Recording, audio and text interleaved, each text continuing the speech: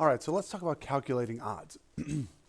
For an example of this, we can look to the world of sports. And now a lot of betting goes on with sports, but more importantly, the probability and the odds that are involved with sports are complex things.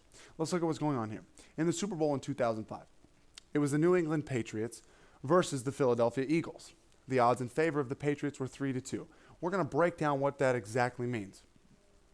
The bettors, those people that were putting money on the various games, thought that if they were to play 5 games, that the Patriots would win 3 of them, the Eagles would win 2.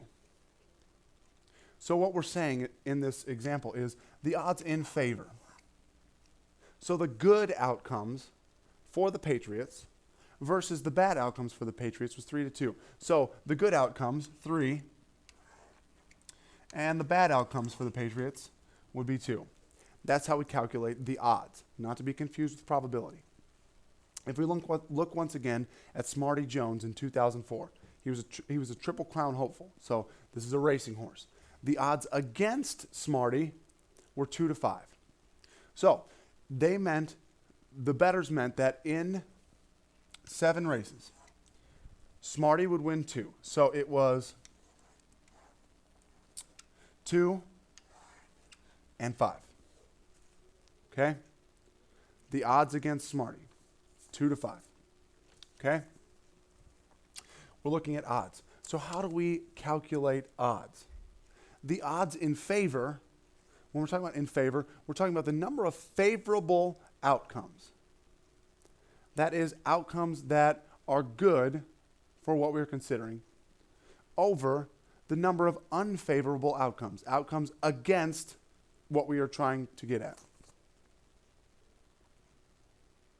And once again, odds against would be the number of unfavorable outcomes over the number of favorable outcomes. So an example of this. A favorable outcome for us would have been the Patriots winning.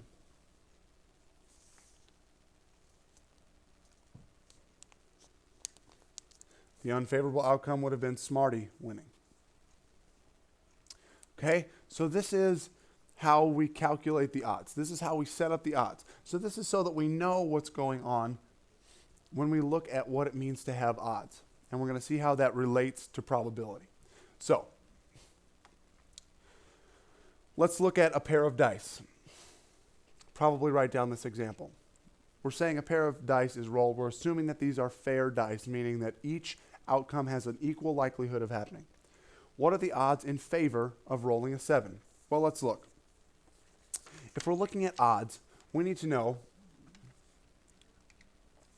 the number of favorable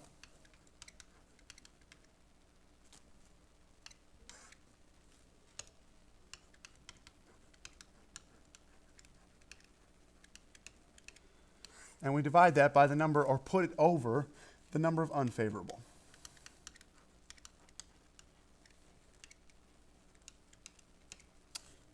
Okay? So let's consider. This is odds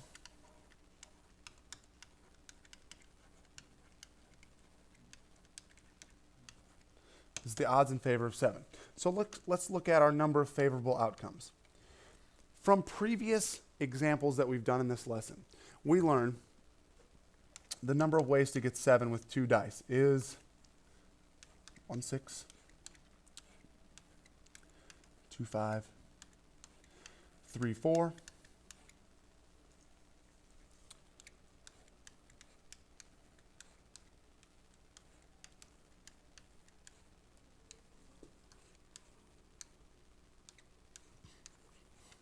those are the ways we can get 7. Those are our favorable outcomes. So what we say is this. Our number of favorable outcomes would be 6 because we have 6 ways to get 7.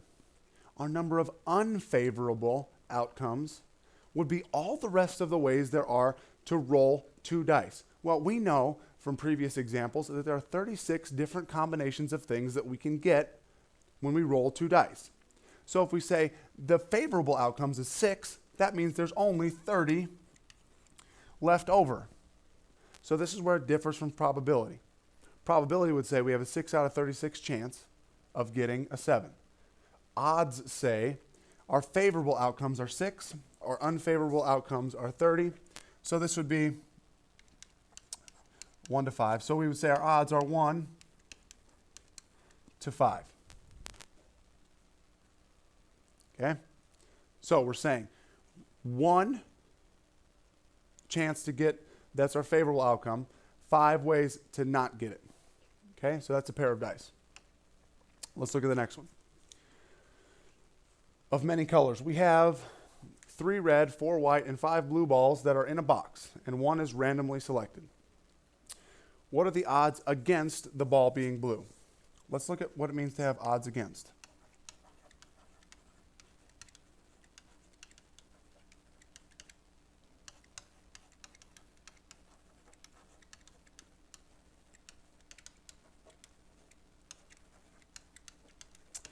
Odds against the ball being blue.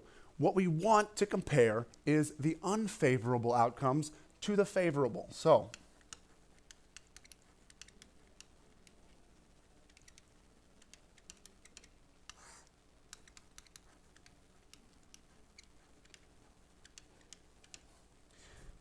our favorable outcomes in this case are the ways to pull a blue ball. Well, let's look. The ways to pull a blue ball out of this box would be 5. So there's 5 ways to get that. Our unfavorable is anything else that could happen. Well, what else could happen? These are the everything else. Because assuming that the blue is part of the whole set, we have 3 red and 4 white. So that would be 7. So it's 7 to 5, unfavorable to favorable. Okay? That's how we compare our odds for pulling a certain color out of this box. Now, how are odds and the probability related?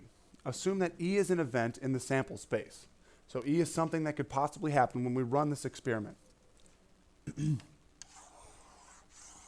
So E is something that could possibly happen. The odds in favor of E are the probability of E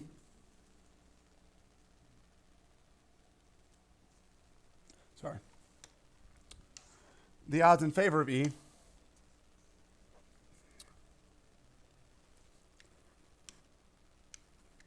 are A over B.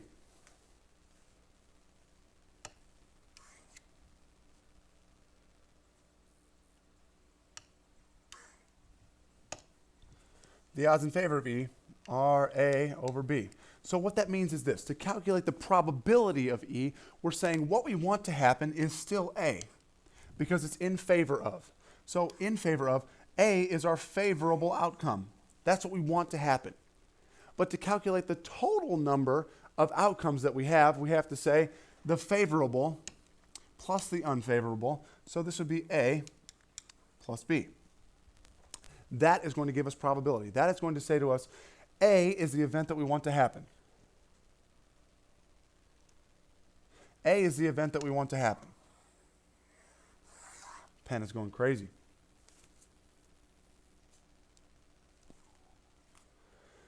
So let's assume that the event in the sample space, the odds in favor of E, would be this.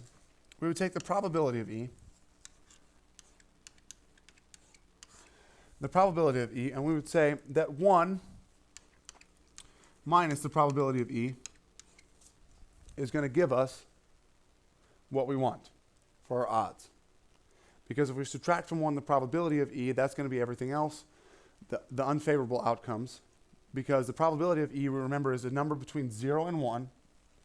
So the probability of E, if we subtract it from 1, that gives us everything else. So we put the probability of E over the probability of not E, and that's good for us. So